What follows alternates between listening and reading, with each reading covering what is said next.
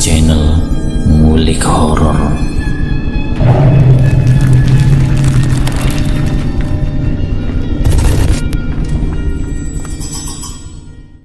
Assalamualaikum warahmatullahi wabarakatuh.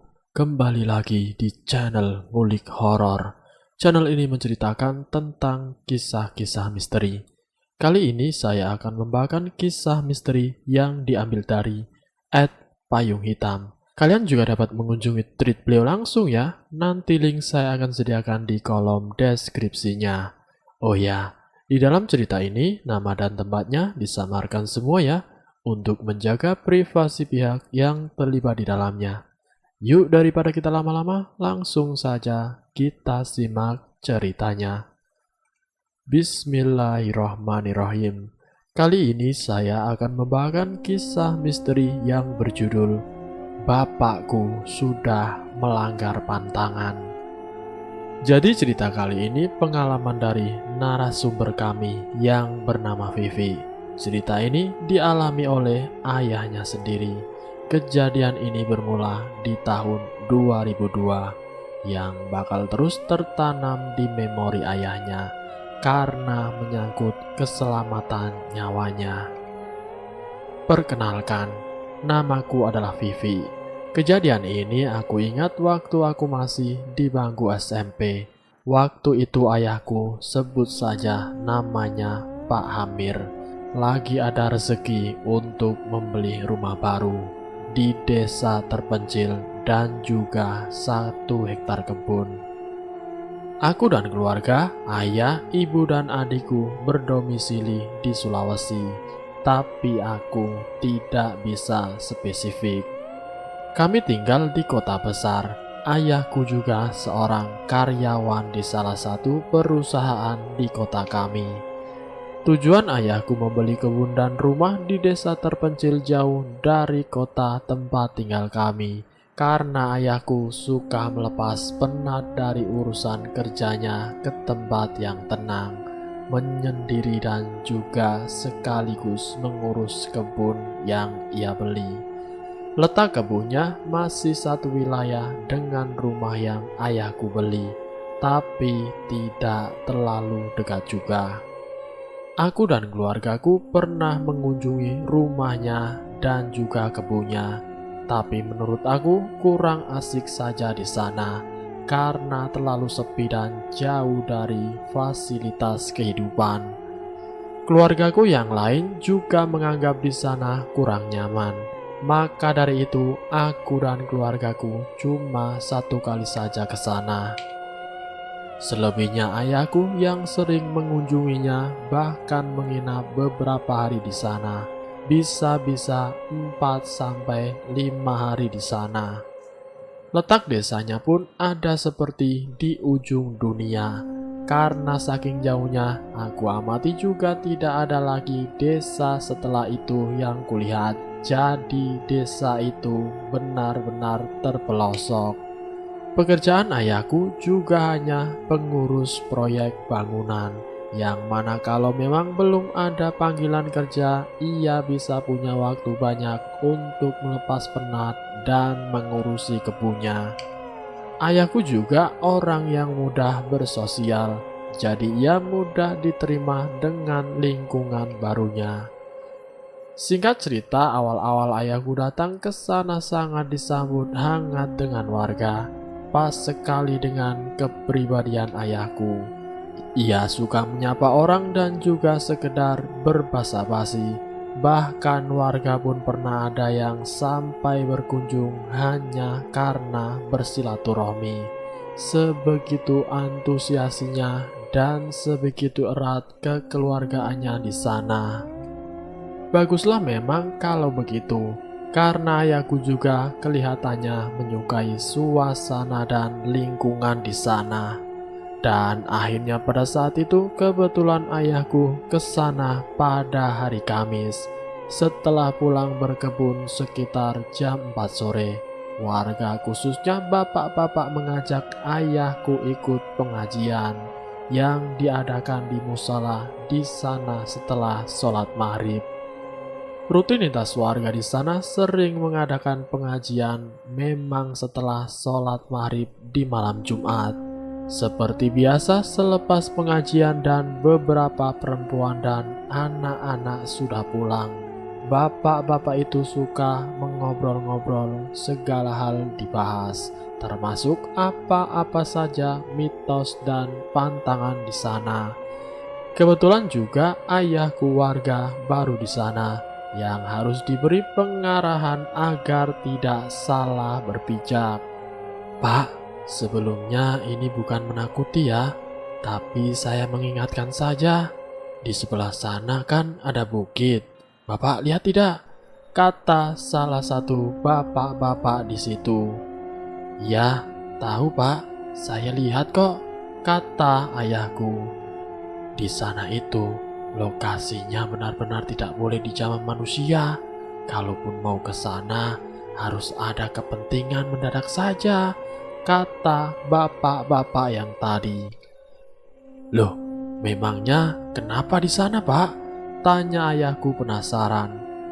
Bukit itu sebetulnya tempat orang-orang mencari barang-barang haram, seperti ilmu hitam, kepuasan dunia, santet, bersekutu dengan jin, seperti memelihara jin. Ya, karena di sanalah jinnya tinggal. Mereka yang menunggu area itu, maka dari itu bukit itu hitam sekali auranya. Jelas bapak-bapak yang tadi. Terus kalaupun ada keperluan mendesak bagaimana? Tanya ayahku lagi. Setidaknya kalau mau ke sana harus ditemani seorang yang mempunyai pagar gaib. Atau kalau sendirian pun harus punya pagar gaib. Tapi lebih baik tidak usah ke sana lah Pak. Mau apa juga lagian? Kata bapak-bapak itu lagi menjelaskan. Ayahku hanya mengangguk pelan. Pemahaman warga desa juga dipahami ayahku soal menghargai kehidupan lain selain dunia, alias kehidupan gaib. Manusia pun akan merasa risih dan terganggu kalau kehidupannya yang nyaman terusik, apalagi diusik makhluk gaib. Begitu juga sebaliknya. Kalau kita ke sana tanpa adanya pagar gaib, apa konsekuensinya, Pak? Tanya ayahku lagi penasaran. Ya, ditempelin, bakal sakit-sakitan nantinya, menyusahkan pokoknya. Jelas bapak itu. Tapi juga ayahku berpikir kalaupun melewati bukit itu, yang penting jangan melanggar pantangannya saja. Ayahku jadi tidak terlalu ambil pusing dan tidak terlalu takut dengan cerita tersebut. Singkat cerita, 1 tahun berlalu. Ayahku sering bolak-balik ke desa itu dari kota. Warga pun sudah total menganggap ayahku keluarganya, bagian dari keluarga mereka. Sampai suatu hari memang sedang apesnya.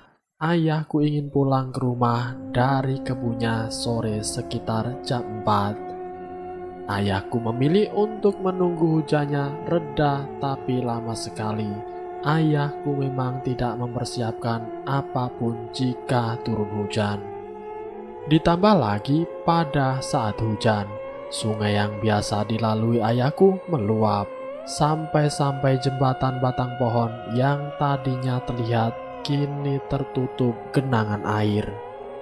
Daripada beresiko celaka karena nekat melewati jembatan itu, akhirnya ayahku memilih memutar dan memilih jalan lain.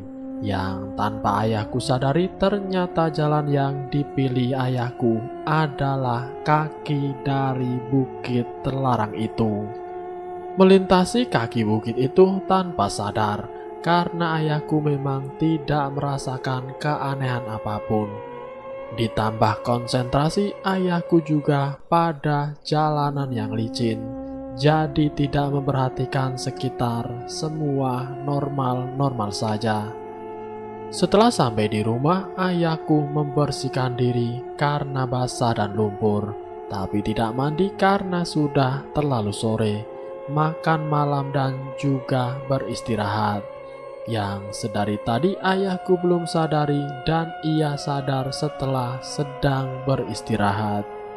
Hawa di rumah ini terasa sangat berbeda, anyep dan hangat, padahal di luar hujan. Akhirnya ayahku memutuskan untuk mandi, padahal sempat sebelumnya ayahku ragu mau mandi atau tidak, karena pasti dingin airnya sudah sore begini. Hawanya benar-benar hangat, ayahku berkeringat hingga bajunya basah terus-menerus dan merasakan haus yang tidak wajar juga. Tapi ayahku selalu positif thinking saja. Mungkin ia terlalu lelah jadi butuh banyak minum air putih. Saat malam hari, ayahku memutuskan untuk tidur. Di sela-sela tidurnya, ayahku seperti mendengar pintu belakang terbuka. Bukan terdobrak, tapi bunyinya seperti tertiup angin. Takut ada penyusup atau perampok, akhirnya ayahku bangun untuk mengecek sekeliling rumah. Setelah dirasa aman, ayahku ingin mengunci pintunya. Didoronglah dari dalam untuk ditutup, tapi terasa seret dan berat sekali. Ayahku beberapa kali sampai mengeluarkan tenaga mengecek di sisi pintu, tidak ada yang mengganjal. Tapi setelah diamati lagi, pintu itu tertiup angin lalu melambai seakan enteng. Ayahku merasa ini ada yang tidak beres. Dengan pasrah dan sekuat tenaga, akhirnya pintu belakang bisa ditutup ayahku. Dikunci dan langsung minum ke dapur, melanjutkan tidur setelah itu. Menjelang subuh, ayahku terbangun lagi. Ayahku kaget karena mendengar ada suara air mengalir di samping tempat tidurnya. Deras seperti aliran sungai. Terhenyak beberapa saat mendapati dirinya masih di atas kasur. Lalu ayahku teringat ia juga mimpi melihat sebuah kapak menancap di atas pohon yang sudah ditebang. Entah maksudnya apa dari mimpi itu. Intinya ayahku merasa tidak nyaman dan banyak kejanggalan. Akhirnya ayahku memutuskan untuk ke dapur lagi, menenangkan diri dan minum beberapa gelas air putih. Kini yang dirasakan ayahku adalah pusing, mual dan perasaan yang tidak karuan, linglung dan juga terus-terusan merasa haus juga kepanasan dengan hawa yang sedari kemarin sore ia rasakan. Saat sedang menenggak air, ayahku tersadar lagi. Pintu belakang terbuka, padahal semalam ia sudah menguncinya rapat-rapat. Semenjak saat itu, ayahku sering sekali melakukan sesuatu di bawah kesadarannya. Ia baru sadar beberapa saat setelah ia melakukan kegiatan. Seperti yang paling aneh, ayahku ke kamar mandi dan duduk di bak mandi. Beberapa saat itu ia sadar dan bingung sendiri mendapati dirinya duduk di bak mandi tanpa alasan. Dari subuh itu menuju pagi, ayahku merasakan banyak keanehan, terutama pada dirinya.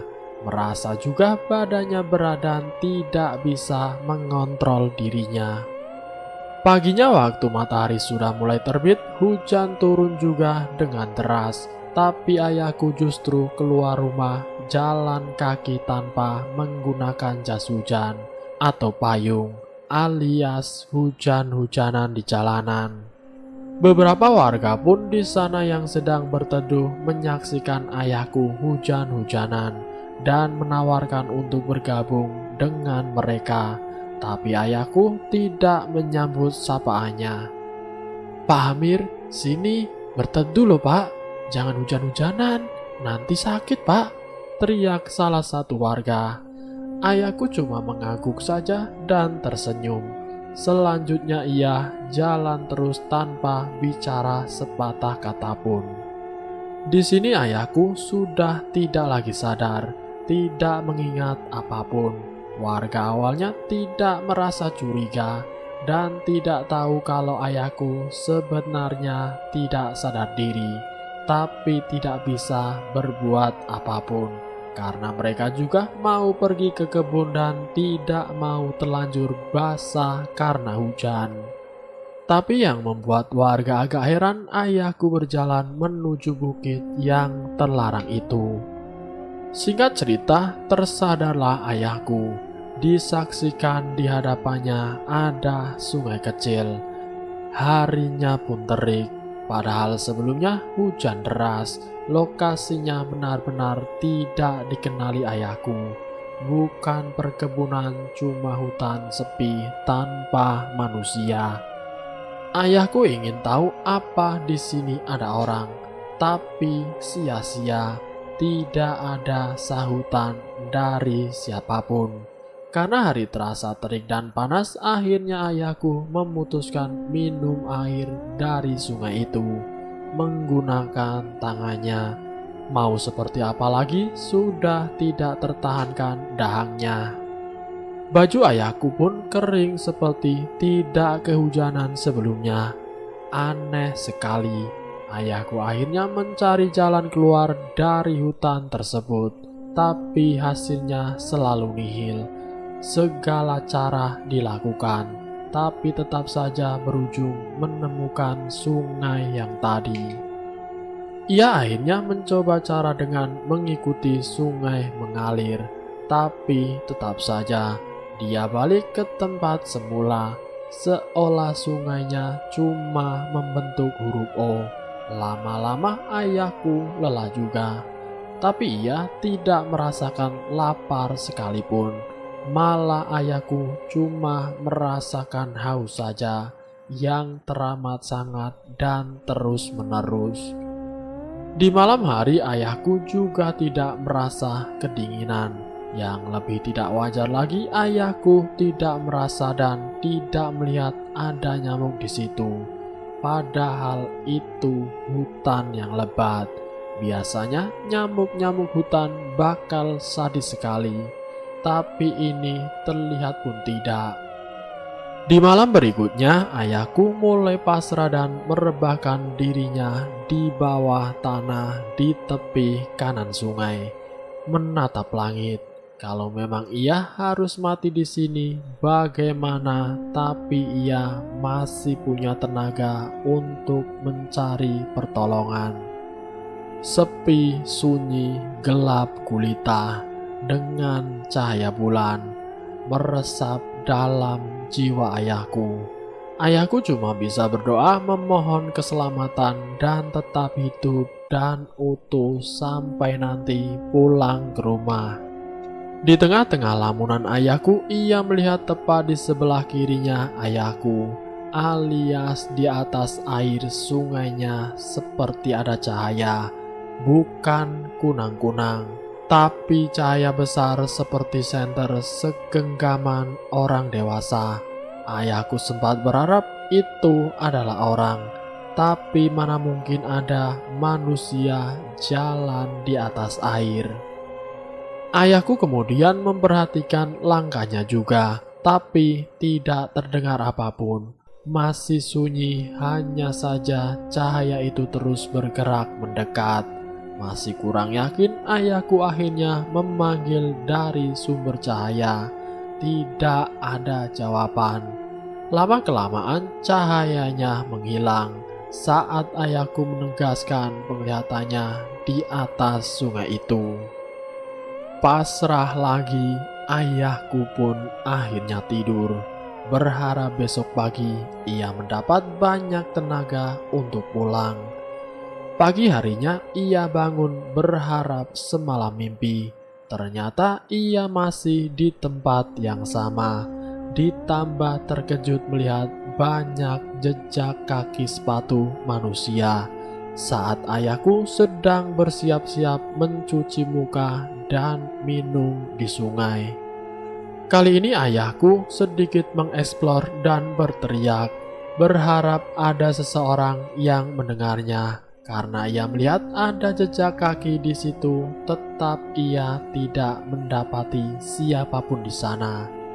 3 hari lamanya ayahku tersesat di sana, sampai akhirnya ia bertemu seorang wanita tua.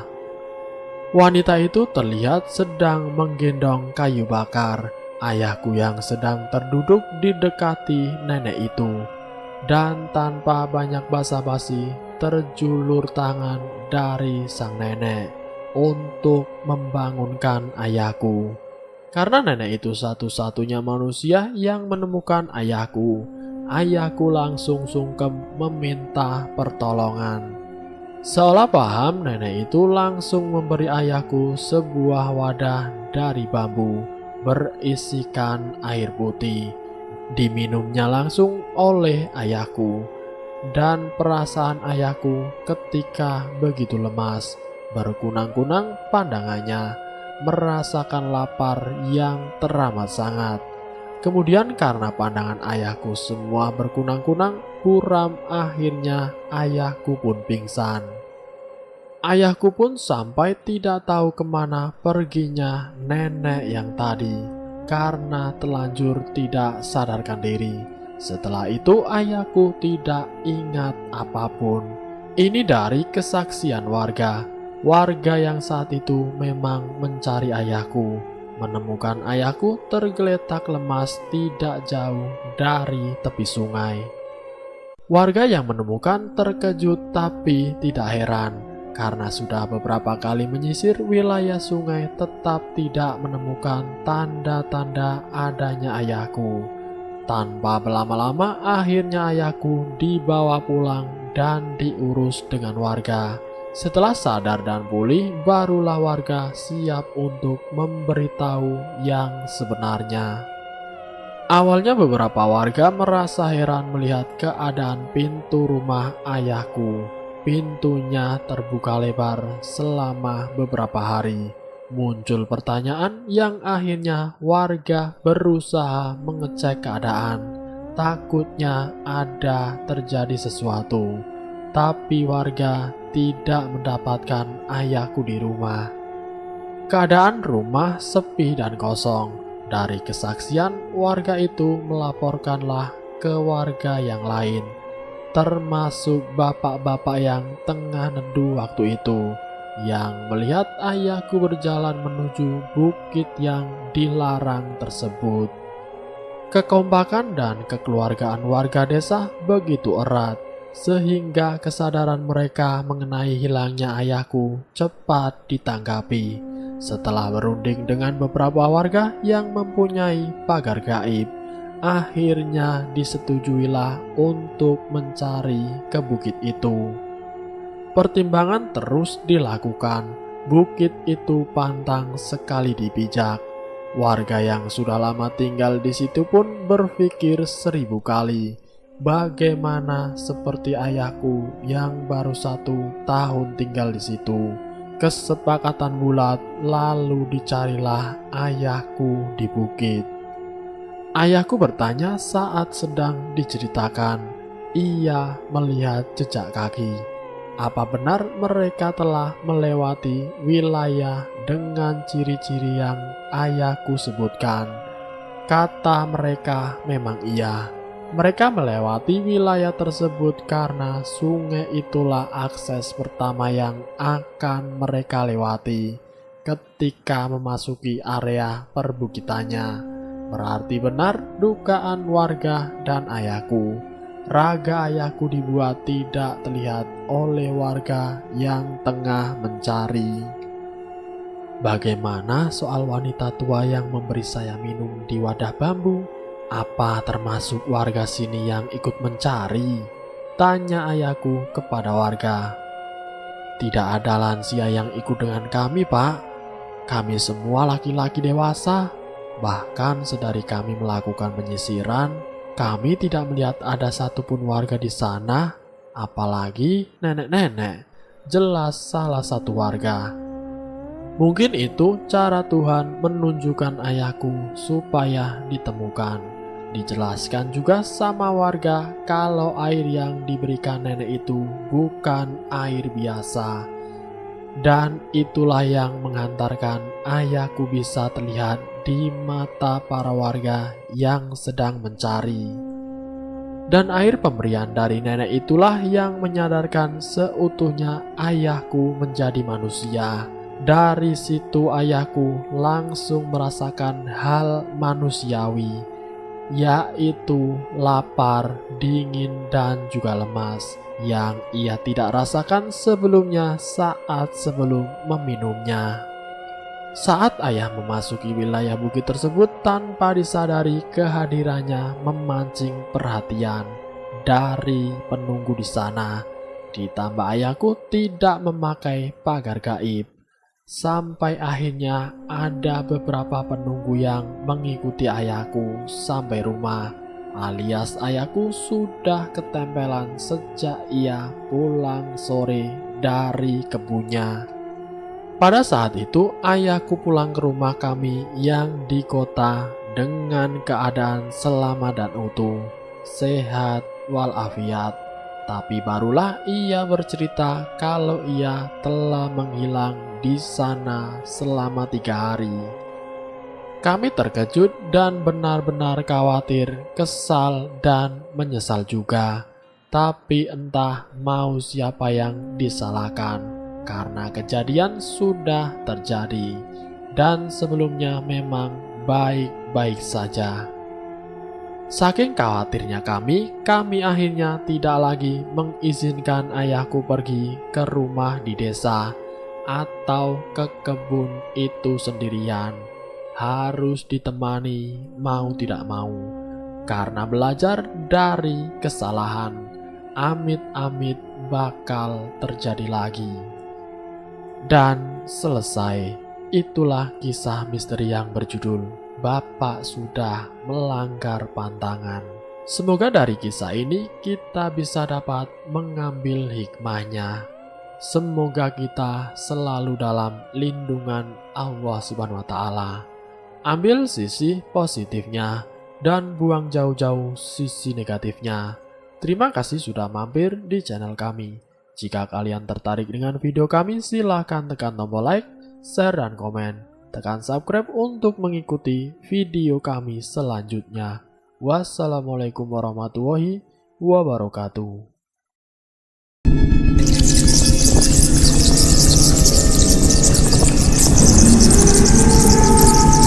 Selamat datang di channel Ngulik Horor.